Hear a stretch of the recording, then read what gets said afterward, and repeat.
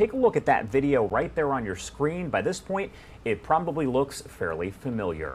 Former President Donald Trump will be in East Palestine, Ohio today, coming 2 weeks after that big train derailment. Mike Tobin with Fox News joins us live from East Palestine with the latest here. As always, Mike, thank you so much for being here.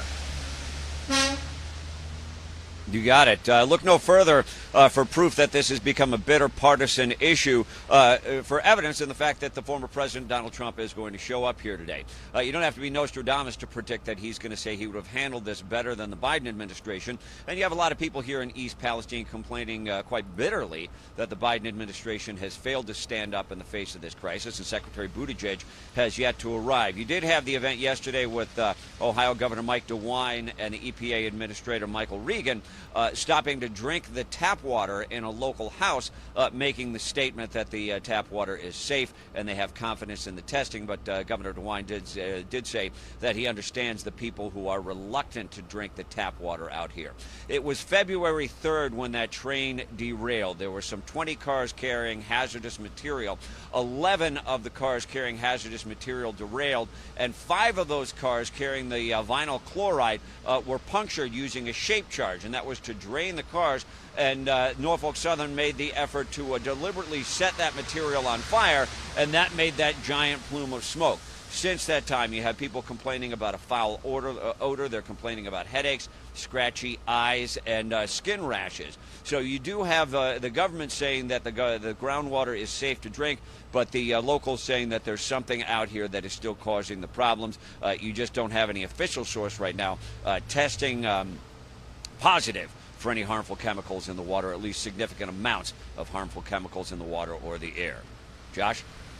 All right, Mike, thank you so much there. So do we know what Donald Trump's visit is going to consist of? I know, as you mentioned, at this point, it's kind of a partisan issue, but do we know what he's going to do specifically while he's there? He's going to stop at a local fire station and talk with the residents, and you got to anticipate that he's going to say that the Biden administration has done a poor job handling this and he would have done better.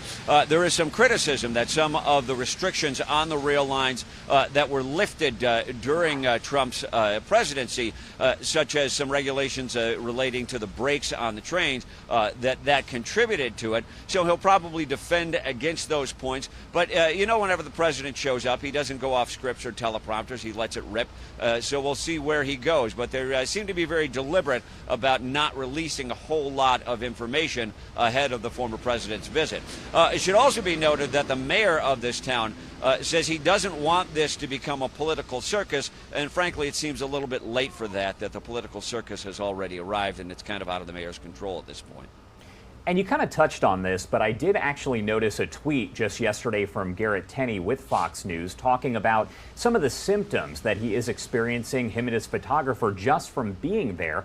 What kind of symptoms are people describing after they have been in East Palestine?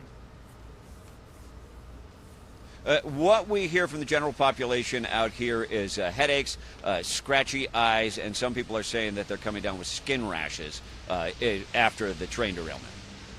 All right, Mike Tobin there with Fox News. As always, thank you so much for taking the time to talk to us. We appreciate it. You got it.